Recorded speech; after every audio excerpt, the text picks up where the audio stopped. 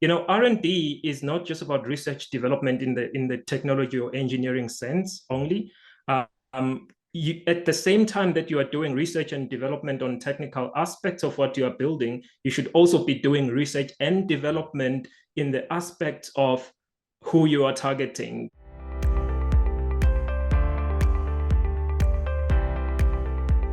The vision that we are pursuing is creating a workplace for the future. So what we are really focusing on is how will companies, organizations be working together in the future? And we're trying to create that future now through the technology advancements that we are putting in place. And what it actually is, so what the council is actually a bridge between the alumni network as well as the academy. So we are sort of acting as the glue between the two, which really allows us to sort of, facilitate some stronger in the creation of some stronger links between the two.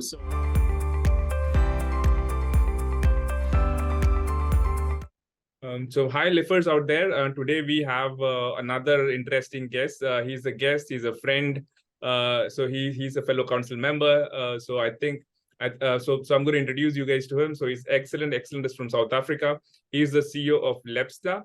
And he was a part of LIF-6. He was a part of LIF Advance last year. And then he's also an AAC or an advisory council member at LIF. So Excellent, welcome to the LIF-E podcast. Hi, Suraj. Thanks for having me. Cool. And Excellent, congratulations on being a part of the LIF Alumni Advisory Council member. So how does it feel to be Alumni Advisory Council member? And can you talk a little bit about this new council that is formed? Oh yeah. I mean, it's really been such an honor to be part of this, because we get a chance to really get into what really makes these programs happen.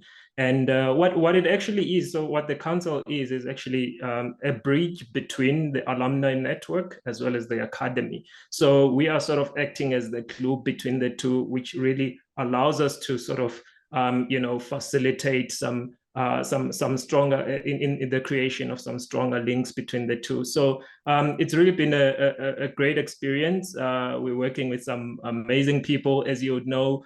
I'm always looking forward to engaging with everyone. And I think with time, it's getting stronger and stronger, and the value of the council will be one that really has a very strong impact on the ecosystem. Well, absolutely. And now talking about your startup, Lepsta. So can you, in one sentence, maybe talk about Lepsta? Yes. The vision that we are pursuing is creating a workplace for the future. So what we are really focusing on is how will companies, organizations be working together in the future? And we're trying to create that future now through the technology advancements that we are putting in place. Wow. So what inspired you to start this company, and what problem are you trying to particularly solve in your startup? Yeah. So look, I've always had a deep love for technology, but not just for technology, for what it can do for people, the impact that it can make to our world. Right now, you can think about just about everything you do, how we are communicating right now. It's all facilitated through technology. It's technology that makes it possible. So I've always been fascinated by that. But one thing that I realized back in the day when I was employed was, there's so much more that can be done to create an environment where people, can create something of value, whilst also getting rich fulfillment out of the work that they do. And for me and my team, what we started realizing was that there's a lot of things that people have to do on a daily basis that doesn't contribute to either one of those things. It's sort of a means to an end. And therefore, we took upon this challenge to try and find ways to create very efficient workspaces, virtual workplaces, where people can come together and create something valuable and feel good doing that, and really have a positive experience. So our focus right now is looking at, we've actually developed a platform, a collaboration platform that's specifically targeted at companies that are sort of moving to a remote type of configuration. So we're focusing on remote teams because there's such great opportunities to being at distributed and remote teams, but equally there's a lot of challenges as well to making it work. So we are trying to help people navigate that and really have a tool by their side that actually helps knit this together for them in a way that it can still create maximum amount of value, maximum amount of efficiency, and also doesn't cause a situation where people have to overcompensate in order to get that. People can still live their normal lives, have fulfillment in the jobs that they do, and continue to do the things that they love. Oh, wow. And I'm sure that this particular journey might not have been like a straight or a linear path. And again, I believe you've been in the business for almost 6 years. And again, working on a very fast growing and a very evolving space. So what have been the pivots that you've taken in your startup or example over those periods? And if you could share something interesting, a couple of pivots or one pivot that gave you a lot of perspective. Yeah. Look, we've had a couple actually, because it's never a straightforward journey, and you don't set out to just do one thing and only do that thing all the way to the end. I mean, everyone would want to have an opportunity to do it like that, but it certainly never turns out that way. So for us, where we started off. So the first thing is, we started off as more of an R&D company doing technology research and development, and through the lessons that we sort of acquired through consulting and research, etc., we built this automation engine that is now the technology that is behind our products. And some of the pivots that we've had were, for instance, in the very beginning, we focused purely on commercial software development. And from there, we had a partial pivot to look at, to put some of our investment on academic institutions, for example, where they are training software developers. And where we are right now is we've managed to get to the point where we realize that, hang on, the aspects of these products, of this technology that work for these entities are actually one that closely resemble really an incredible breakthrough in companies and teams and organizations that are working remotely. So you learn a lot through this process, and a lot of it was inspired by lessons gathered from my participation in LIF programs, which were essential in really helping us navigate these different things, and to really always be deliberate about how we are going about things, and being specific that, this is a pivot point and not just drifting away, as things go. So it's important to always be conscious of where you are, and so that when you have a change in direction, it's one that is deliberate and that the whole team can actually buy into. Wow. So you spoke about initially starting off from R&D, couple of pivots, commercialization, and then creating this engine that's now scaling up. So we have a lot of LIFers, as you are aware, spread across so many countries, and they're all, most of the part are into R&D phase, and getting into commercialization, it's a pretty daunting task. So what is your piece of advice for these LIFers to move from R&D to commercialization? Well, so I think the most important thing that I really wish, that I had, realized very early on, in the very beginning, actually, is that R&D is not just about research development in the technology or engineering sense only. At the same time that you are doing research and development on technical aspects of what you are building, you should also be doing research and development in the aspects of who you are targeting, the business end of things. So you have to make sure that whatever it is you are building alongside the target customer. That's very important. And the reason why you want to do this is making sure that you don't end up with a situation where you have a mature technology looking for a problem to solve, because that's a very expensive exercise, and it will most likely lead to failure because you have a finite amount of resources. So it's very important to make sure that as you are developing the product itself, be putting the equal amount of effort to developing your eventual customer as well, and really making sure that you are continuously iterating and engaging these two things. And together, this is what really forms a viable solution.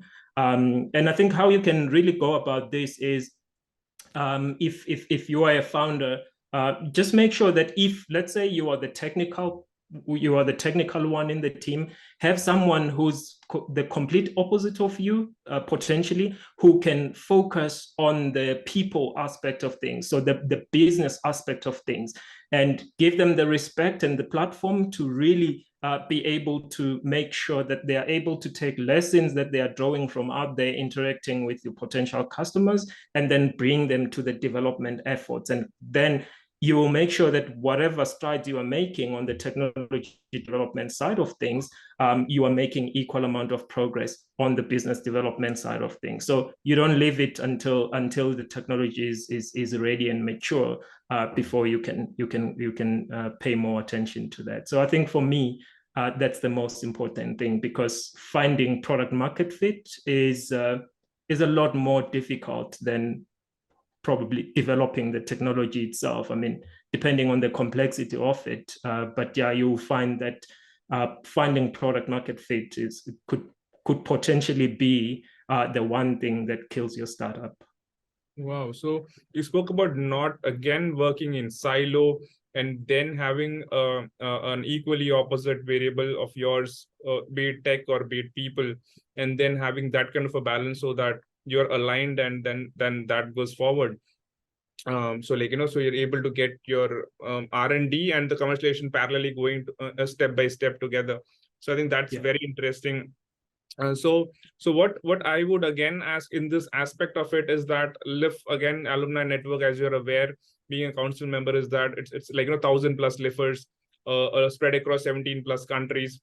So and Lepsta is doing amazing work, being 6 years in, and now slowly looking at scaling up. So what are the opportunities that you see amongst the LIF alumni network, wherein a potential aspect of collaborations in co-selling or co-licensing or co-partnering or even co-researching on certain aspects of like doing things together? Because right now it's the era of collaborations where you can scale up the impact. So what have you thought about it, or what are the opportunity there that you see? Yeah. So, the first thing for us is there's actually a very big learning opportunity, because the products and the services that we are building are not specific to South Africans or Africans for that matter. They are sort of applicable to a company working on any part of the world, or an organization working from anywhere in the world, right? So one thing that I'm always looking at is potentially tapping into the LIF network to find collaborators from environments that are very different from where we are currently based.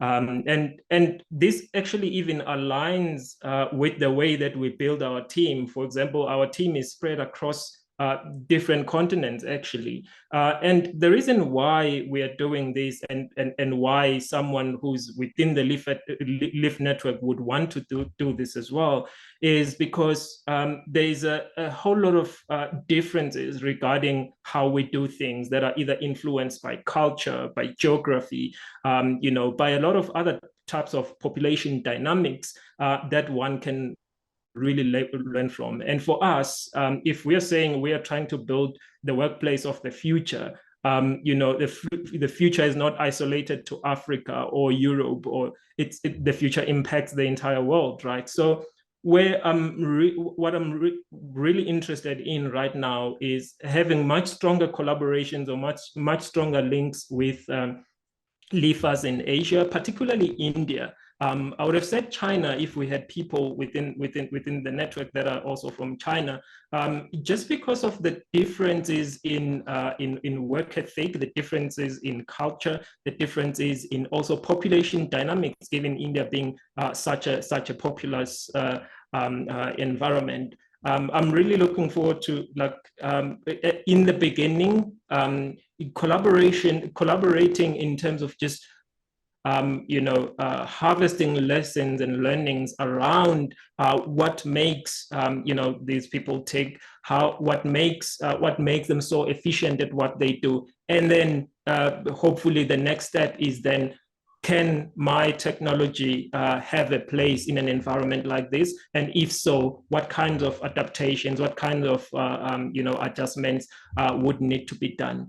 And then if I'm looking at then the rest of the network, what I'm particularly paying attention to is I'm really hoping to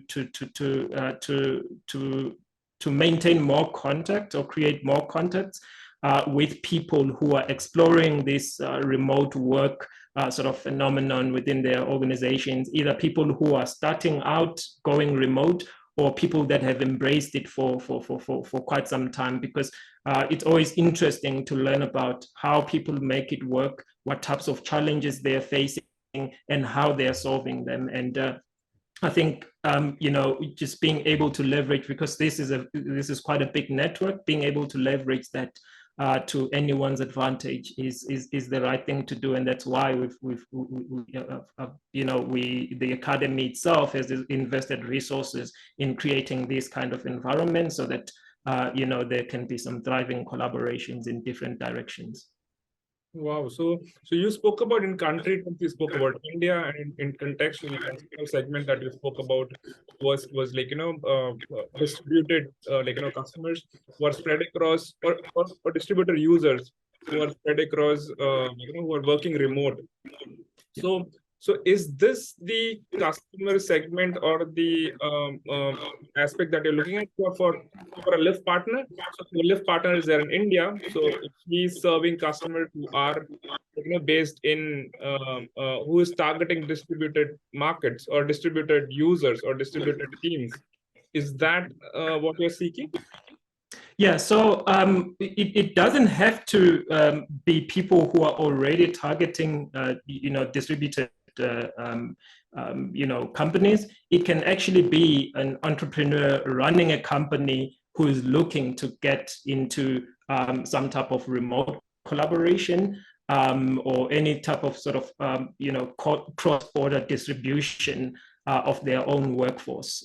Those are potential opportunities that we are looking at, just because there's such a richness of lessons and prospects in that. Okay, sounds amazing. So during this journey and having been built Lepsta for quite some time, so what are the success stories that you have after LIF as a result of LIF, or achievements that you want to share with us? Yeah. Look, I think so. My first participation in the LIF program was in 2020 with LIF-6. And little did I know that the world was about to change, right? So when we were in the residential program in London, that was in February. Immediately when I got back to South Africa, there was lockdowns, there was so many things going on that no one had anticipated. So there's a lot of things that changed during that time. And I remember this one time talking to just a group of peers who are also entrepreneurs, and I was saying to them, look, if your business survives this, you have the right to give other people business advice. So I think for me, the first big success was making it through that period, because it was a very tough period. And that would not have happened if it wasn't for the support that we received from LIF, especially part of the coaching and mentorship program. It really did open our minds in terms of how we can leverage different aspects of our strengths as a team, as a company, to our advantage, so that we are able to survive that period. So that was by far one of the most important things, because I wouldn't be standing here talking to you right now if it wasn't for that. But secondly, I think since between then and the LIF Advanced program, we also had we were able to add like hundreds and hundreds of users and software developers, particularly onto our platform, which was something that was growing organically based on the initiatives that were really inspired by some of the lessons we acquired from these programs. And lastly, sustenance is one part that is very important in this startup world. And for us right now, still being sort of in pursuit for product market fit, investments are very important in sort of keeping us going, especially with the models that we are deploying in terms of our business. So some of the important milestones that we reached during that time was also being able to raise quite a sizable investment that has allowed us to mature our platform and to start to scale it out. And at this point, we are at the point where now we're starting to grow our team, and we're starting to to also grow our user base as well. We're actually targeting another launch in about a month and a half time, so 2 months give or take, where we will be doing a much broader launch of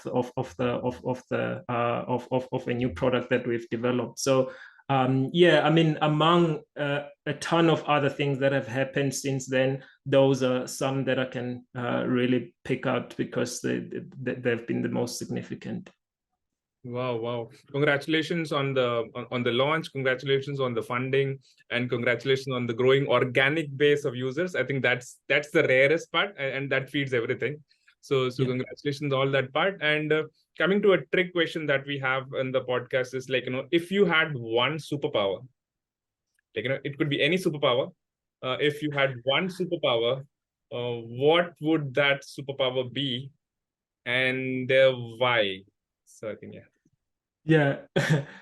Geez, I have so many, but not a lot of them are very noble because they are kind of self-serving. But yeah, just thinking about myself personally, I guess one of them would be the ability to see into the future, because I think as the world where we are right now, we're at a very exciting time where we are like at the cusp of something new. When you look at different parts of our lives, for example, you look at the trends in climate change, we are at like a tipping point where you don't know what's going to happen next. You look at advances in automation and AI and all these things. We can only guess what is going to happen next and how the future is going to be like. So having that sort of X-ray vision into the future and being able to really come back and hopefully help people set things in the right course would be one that I think would be beneficial, not just to me, but to a lot of other people as well. So not to mention the fact that I would get to see how my son is like when he's grown up. But yeah, I think that's probably one of them. Cool, amazing. So that's an interesting superpower that I have heard so far in the all podcasts that I've been taking. And coming to our final question, Excellent, is that being an LIF Alumni Advisory Council member, you have a bird's eye view of what the council is doing. You have a bird's eye view of what the academy is doing. You have an understanding of how things are evolving in South Africa with LIFers and all the aspects.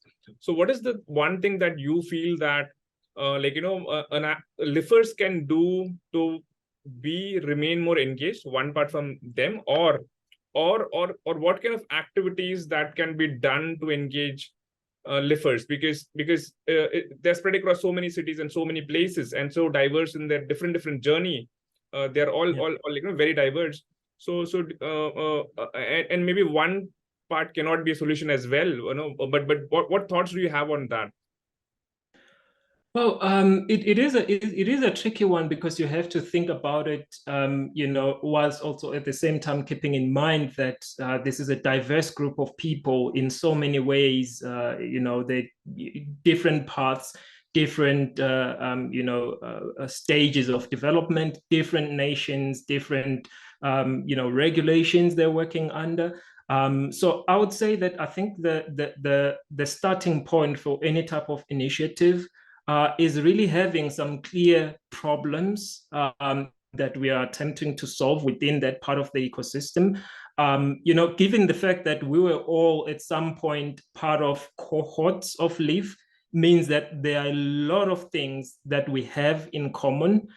So I imagine that it is a possible task to be able to identify what are sort of the needs, whether within the clusters of the network or across the network itself. And I think that'll be the best starting point, because what you are basically doing is making whatever you are about to do relevant to a group of people, hopefully to everyone, right? So I think that would be the starting point. And then based on whatever that sort of challenge or problem is, then, if people feel strongly and they feel that it's a problem that's relatable to them, I imagine that this could create a situation where more and more people are willing to collaborate, they're willing to engage. And in so doing, we can end up creating, programs or even initiatives, that are deeply impactful. And I think this is the kind of thing that the Royal Academy is also hoping for, having the types of very high yield initiatives within the community. But I think it all starts with why, right? Why are you doing that? And really getting into the core of what challenge you are addressing, or what opportunity, for that matter, you are trying to sort of build to.